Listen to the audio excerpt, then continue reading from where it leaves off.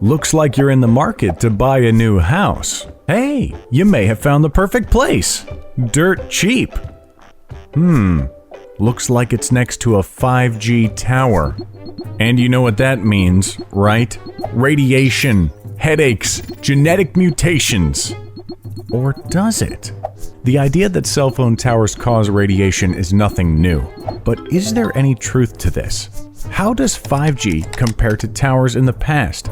And do we have to worry about future networks? We're quelling any and all rumors on the subject as we answer the question, what if you lived next to a 5G tower? What is 5G anyways? In case you didn't know, 5G stands for 5th generation, and it's the standard global mobile network. It connects all of us, and we literally mean all of us, from our phones to laptops to printers to smart cars to just about anything that can connect to it. As you can imagine, there were 4 previous networks, aptly named 1G through 4G. And with each new iteration, data could be transferred faster, more and more devices could be on the network, and there was wider availability and just overall improved efficiency throughout the system. It really is an amazing network, and it allows us to use our smartphones to their fullest potential. Towers are strategically placed throughout the globe to give the best and most consistent service possible. But the waves that travel to our phones carrying the data are known as RF waves, or radio frequency waves, and they produce what is known as RFR, or radio frequency radiation. Well, now you see why that house was so cheap. Being next to a cell phone tower certainly must expose you to heaping doses of radiation poisoning. What were you thinking? Buying that home could be deadly. Wait. Let's not jump to conclusions based on rumors. We're going to the facts. Firstly, yes, exposure to radiation can certainly harm you. No surprise there.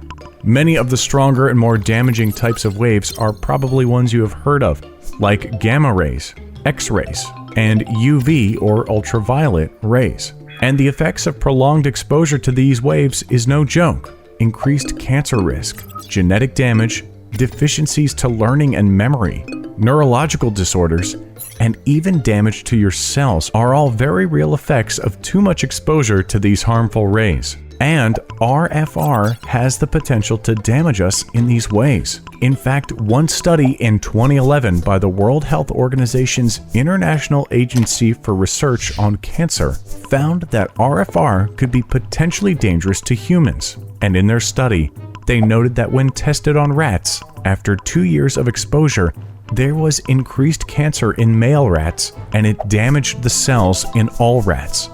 We know, terrifying stuff. But hold on a second. Don't discount that house just yet. Check this out.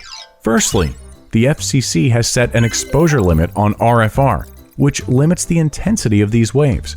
So right off the bat, towers have limits to keep us safe from dangerous levels of exposure. On top of this, the energy of the RF signals is low, like really low, especially if you are comparing it to the other types of waves. The waves given off by cell phone towers just don't have enough energy to break the chemical bonds in your DNA, and it's this destructive process that happens with stronger types of waves, and it's what can lead to cancer. Also, these waves are not much different than waves that are already all around us, all the time.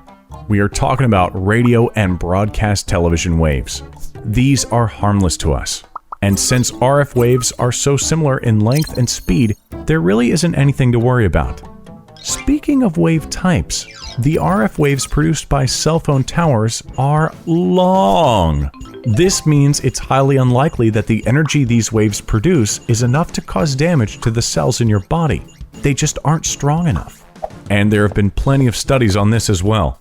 One study looked for signs of damage in DNA and blood cells and found there was no difference between people who lived near a cell phone tower versus far away. One British study looked at over 1,000 children who had cancer and a group of similar children without cancer, and found no link to a mother's exposure to a cell phone tower during her pregnancy. They looked at the distance from the home to the tower and also the potency of the tower's waves. These towers just didn't cause cancer. In fact, studies have shown that there is more radiation coming from your cell phone itself than from any cell phone tower. And again, the radiation your phone gives off isn't enough to cause cancer.